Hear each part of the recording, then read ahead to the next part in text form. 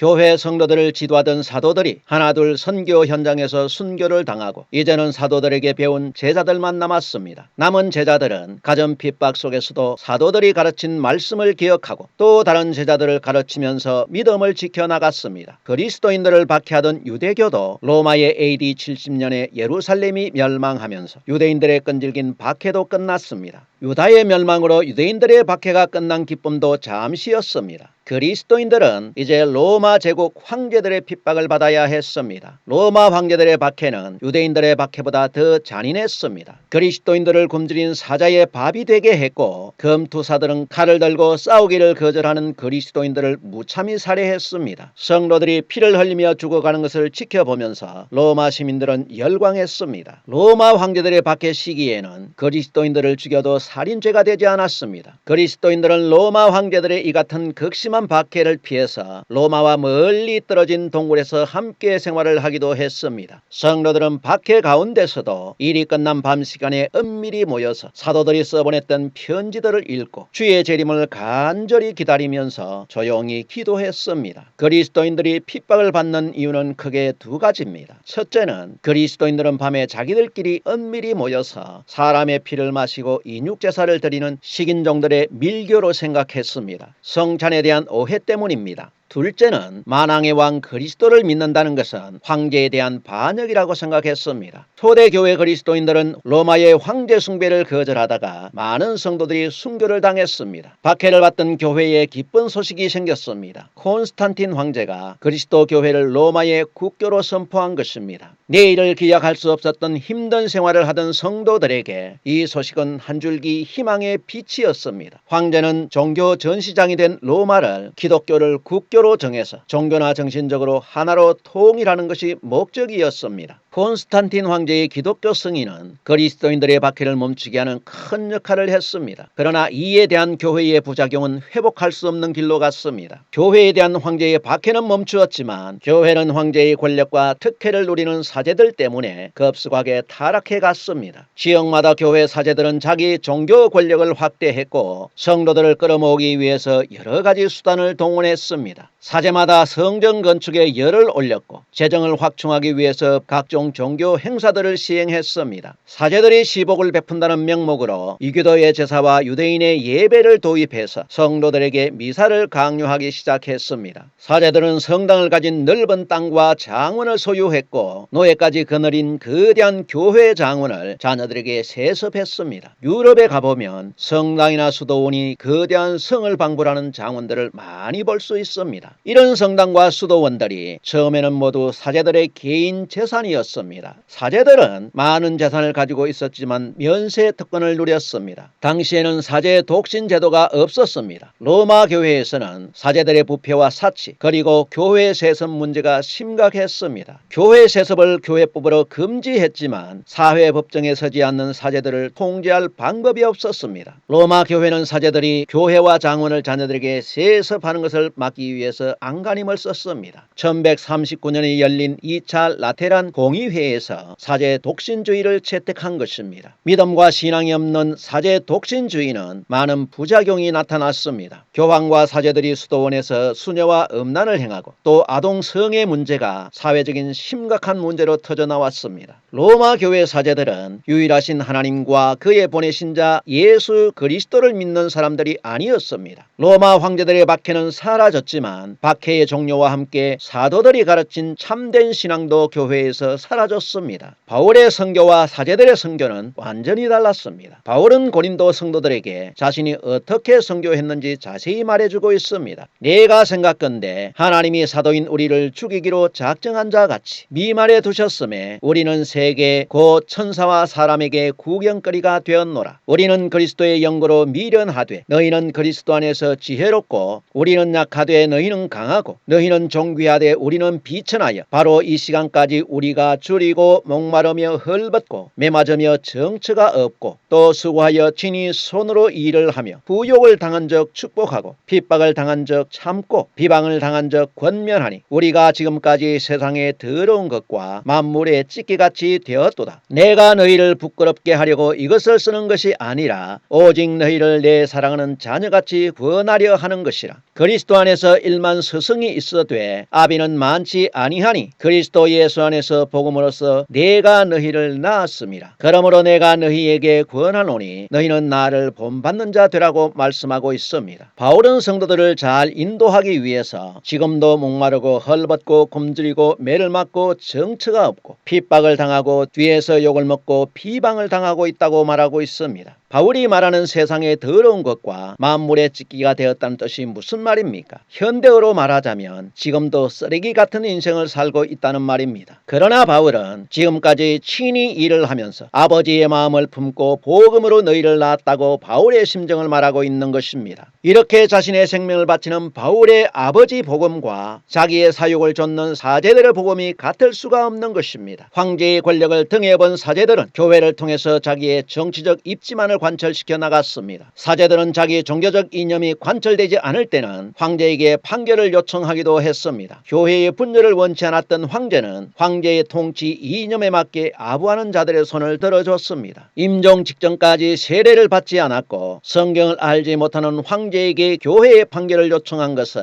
사제들이 얼마나 황제의 권력에 아부했는지 보여주는 것입니다. 사제들은 예배 문제로 서로 다투면서 동방 정교회와 서방 로마 교회로 갈라지게 되는 원인이 되었습니다. 없던 예배를 만드는 과정에서 서로 불협화음이 생긴 것입니다. 동방교회와 서방교회가 갈라진 것은 단순히 예배 문제만 얽힌 것도 아닙니다. 예배 문제를 구실 삼아서 황제를 둘러싼 종교 권력 다툼이었습니다. 왜 이런 현상이 일어났겠습니까? 황제가 교회를 로마의 국교로 채택했지만 교회를 이끌어간 사람들이 누구겠습니까? 초대교회에서 박해를 받던 성도들이 황제의 특혜를 누릴 수 있는 종교와 정치계로 들어갔겠습니까? 황제는 교회 사제들에게 많은 특혜를 주었습니다. 로마 시민이 내는 세금을 면제해주고 법을 어겨도 교회 재판을 받게 되면 그것을 그대로 인정해서 로마 법정에서 재판을 받지 않는 특권을 주었고 사제는 병력 의무도 면제해주고 각종 특혜를 주었습니다. 이런 꿀같은 특혜를 누리고자 한 사람들이 누구겠습니까? 황제의 측근에서 정치를 하는 사람들이 이런 특혜를 놓칠 리가 없습니다. 초대교회 성도들은 세금을 면제받고 각종 특혜를 받아야 할 만큼 많은 것을 가지고 있지도 않았습니다. 각종 혜택을 받아야 하는 사람들은 로마의 귀족들입니다. 오늘날처럼 매스컴이 발달하지 않은 시대에 그 법을 아는 서민이 몇 명이나 되겠습니까? 이런 특혜는 고스란히 모두 황제의 곁에서 정치를 하는 귀족들의 몫입니다. 이 법을 아는 로마 귀족들은 종교 권력을 잡았고 귀족들은 자기 자녀들을 사제의 자리에 앉혔습니다. 성경도 모르고 믿음도 없는 귀족의 자녀들이 교회 사제의 자리에 앉았고 이 사제들이 황제의 종교의 중심에서 종교 권력을 잡고 교회를 이끌어간 것입니다. 교회의 지도자가 된 사제들은 성당과 교회의 장원을 소유하면서 사치스러운 생활에 빠졌습니다. 로마 교회 사제들은 온갖 잡신들을 믿었습니다. 하물며 시체까지 성당 안에 묻고 섬기는 우상 종교였습니다. 황제와 귀족들이 사제로 있는 로마 교회로 권력과 정치에 관심이 있는 이교도들이 출세를 위해서 대거 몰려들었습니다. 로마 교회 사제나 이교도들은 신앙에 회심이 없었습니다. 사제들은 자기들이 섬기던 로마 태양신의 날을 안식일로 지키게 했습니다. 이 날은 교회 안식일과 아무 연관이 없습니다. 태양의 날을 주일로 정하고 성도들에게 자기들의 신전에서 미사를 드리게 했습니다. 이렇게 만들어진 태양의 날을 지금도 성수주일해야 한다는 말을 개신교회에서도 공공연하게 듣게 된다는 것은